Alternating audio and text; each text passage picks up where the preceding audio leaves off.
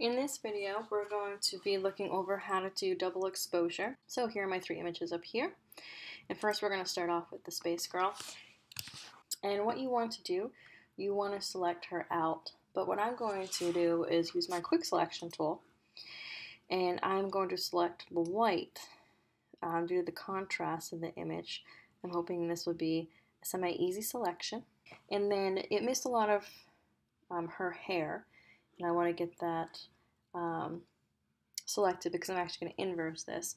So I'm going to hold down Option on my keyboard and select some of that myself. Doesn't necessarily have to be all of it. We're going to go into a refining stage where we'll gather more. And then what I like to do, I'm going to come up to Select and then Inverse. Now with that, I'm going to come up in my options and go Select and Mask. And what this is doing, this is pulling everything I've selected and maybe things I still want to select. Over here in Properties, you can change your view about how you want to see it. But I really like Overlay. For me, it's the best option. And you can also change the color. So maybe if you are colorblind or if you have a hard time seeing a color over another, you can come over here and change the color of that. I'm going to come to my second option, which is Refine. And this is really great for hair. So that's why I specifically picked her, just because of how beautiful and curly her hair is. It is a hard selection to make with the pen tool, with a quick selection, but in here it can pick up some of those little lost strands. And that looks good to me. I think I've gotten, let's give that a little bit, most of her hair here that I wanted to select. So I'm going to skip this for now. But what I am going to do is, for output too, I'm going to put New Layer and press OK. Now, sometimes you might not need to select the hair. They might be in a half, they might have short hair, which is easy to select. So what you can do, you can pen tool it, you can quick selection it out, and then just do Command J while it's selected, and it will just pull what you have pen tooled or quick selected out. So I just wanted to show you how to do the hair, and that's why we went into the selection mode there. So with this one, with the white back and the model, I'm going to lock that, and I'm going to hide her, and I'm going to keep her like that. So you can still see that some of it's still there. We can work with that later, don't worry about that. I'm going to do a new layer now, and I'm going to do a fake white back, so I have control over the back and her model as well. So white back, type it in. Remember to label your layers, it's going to help you in the end. To fill this in quickly, a hotkey to fill in white is Option Delete.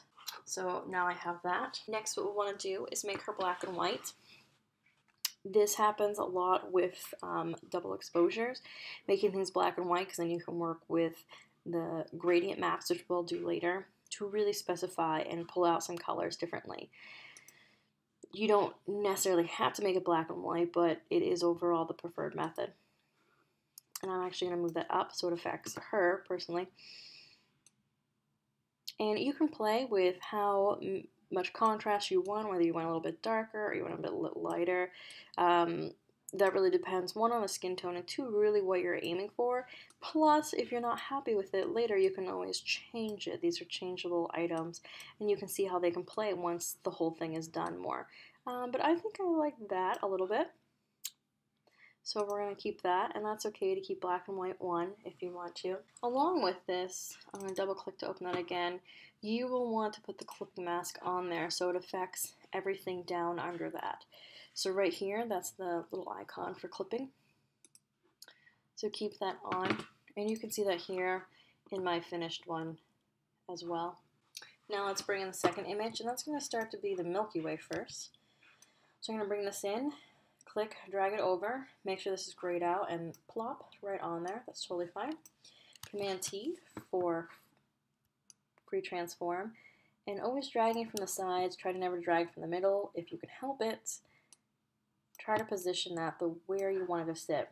Now I would do opacity, lower that so you can sort of see where it's going to lie. And I have all her hair selected, I have this selected, and I kind of like this. So I can sort of see like the trees coming off and on.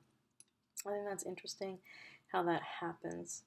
maybe getting the trees off of her hair as much as possible, but more on her shoulders and back. Yeah, I think that works great. So I'm going to click that. I'm going to bring my opacity back up to 100. Call this space. Now while this is selected, I'm going to come down to my model thumbnail only, and I'm going to do Command, and then I'm going to click my mouse or my trackpad, and this is selected, my entire selection of her.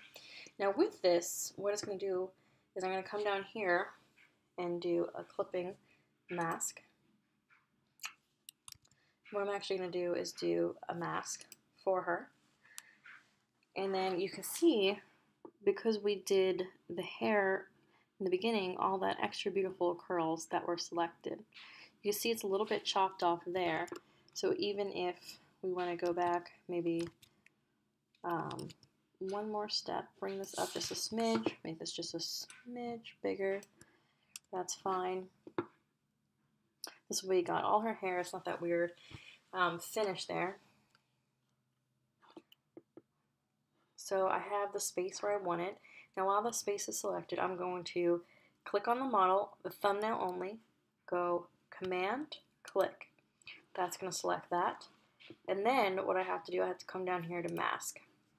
And so I masked her out right there, which is great because I can edit this a lot better that way. For right now, we're going to make a new adjustment layer. This is not 100% necessary, but it can have some interesting results, which you can always delete later if you don't like it. But we're going to make another black and white adjustment layer.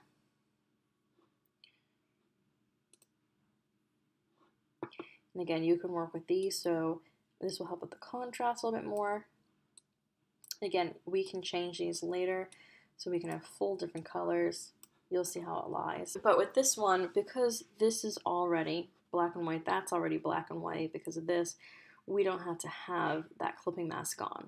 So that being turned off right here, totally fine this time around. Now what we're going to do next is do lightened or screen while we're on the space. And the reason why we keep it black and white, at least in the beginning, so you can really see the true contrast of this. If it doesn't work in black and white, it's certainly not going to work in color. That is true and true for graphic design. So see what works best for you. I think I actually like screen better, so we're going to keep that there. And we're going to be able to edit some of these stars, maybe from her eyes and stuff, so we'll get to that in just a minute. So some of her hair is still bothering me. Maybe I don't want, this little chunk. I just want that really beautiful darker curl to shine through. What we can do now is, going back to the model, we can put a mask on her as well. And so black takes away, white adds back on. So black is forward right here. If I want it white, I click X on my keyboard. I use these broken arrows or folded arrows. Brush B on your keyboard. If you want a hard brush or a soft brush, that's really dependent on you. I would most likely go with a soft brush here. And then left bracket will make your brush smaller, right bracket bigger. And then you can just take your time. And I'm not going to do too much, I just want to show you. Again, I'm not erasing or anything like that. And then this way, if we want to edit anything, we can do that quite easily. Bring it back, take it away. And that's why I like these sort of layers. So maybe just for that sake, that really brings out the curl. It cuts the hair in a way that I prefer. So maybe I'll keep it like that. But that's where I like to put those adjustment layers. And maybe I want to get rid of like this little bunch right here. But then maybe I really want to, cut this one out a little bit more. So I'm going to erase some of these little fine hairs. Again, this is where we play. So I love how that's coming about right there. So take your time with that, really clean that up. Doesn't necessarily have to be at this step, but this might be a good step now that you see how everything lies together, contrast-wise, where you want to add and take away with her specifically. Also on her, if you want to add some more contrast, you can click on a thumbnail and do Shift Command N. That will bring up a new layer, and you have more control over here. So we can put highlights, mode, we're going to do soft light, and then we're going to do the 50% gray. And then with this, we're going to come over to the burn tool, which could start to look like this, but it has actually a little hand. So it's usually just 2 down from the gradient, if you can remember that. We're going to make sure our range is shadows and our exposure is at 40%.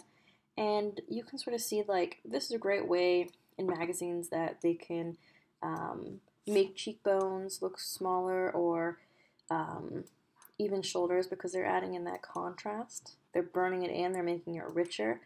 So this can even work well for lighting. So again, though it's called highlights, we're actually working with the shadows and just adding more sort of richness in there, I would say. So this can also make someone look very tired. So maybe I want her side of the face to be darker, because I'm thinking about how the light is hitting her this way. So maybe this side of the face a little bit darker. You can do all of that right there. So again, Shift Command N, making a new layer that way. And so to finish this off, we're going to go to the top layer here. We're going to do an adjustment layer again, and we're going to do gradient map this time. So this is how it will usually open up, because we're on black and white. We've been working with that. So we're going to actually do reverse, and you can see it's back to normal. But now what we're going to do is click on that, and you'll have these common options. I have way more because I've downloaded them. You can get a ton of free gradient options already done. But what I can also do is click on that again and choose my own colors. So maybe I want this one instead. And do that. And let's just see how this plays out. This might not be the best combo, but let's just see how it works. And I'm going to come up here, and let's just try lightened again. So I really don't like that. I think the contrast is too high, so if I don't like it, that's fine. Just double click, come back here, and I'll just pluck from one of these. Maybe something like that. There we go. And really this is just play. You might like something as intense and dark as the color burn or the linear burn, but probably not saturation, because you're gonna just go back to your black and white. But if you stick with maybe like an overlay or a soft light or something like that, you can get some really interesting combinations there. Now again, this can all change once I take away the black and white too. So maybe not that much, but it does change it a little bit more. And I can also change the fill on that. So again, that combination is all yours to play with. So it does take a little bit of finagling to get right, to feel comfortable in. So this is where you really experiment and take your time figuring that out. Now what I can do, I can come back into here and get rid of a little bit of that space by painting that out. So I'm on here, on my space. I have black taking away, and I'm on my brush. And I'm just going to be careful how I do that, because the stars were really texturized.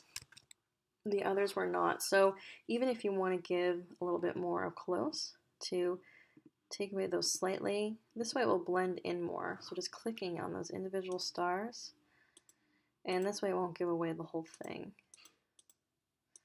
That's the camera light, so that's going to be a little bit harder to get rid of. But so that's the camera light as well, but these aren't. So you can paint some of those back in. Or some of these on her lips. So you just want to click those away. And that can help a little bit more. So just to finish, I'm just going to bring this one over via my keyboard. And I'm actually going to bring this one above. These are easy enough to see the difference. So I'm going to, again, make sure this is selected. Hold down Command, click on the thumbnail, and then do the mask. And then with this, we're going to lighten, and then also see screen. We have black up front, we have the brush selected with B on the keyboard, right bracket, making the brush big. And we're going to paint that away softly. Making sure that doesn't exist. Maybe getting rid of like right here underneath her nose, but keeping that in her hair. And then that just adds an extra touch. So these are all things to play with and work around with.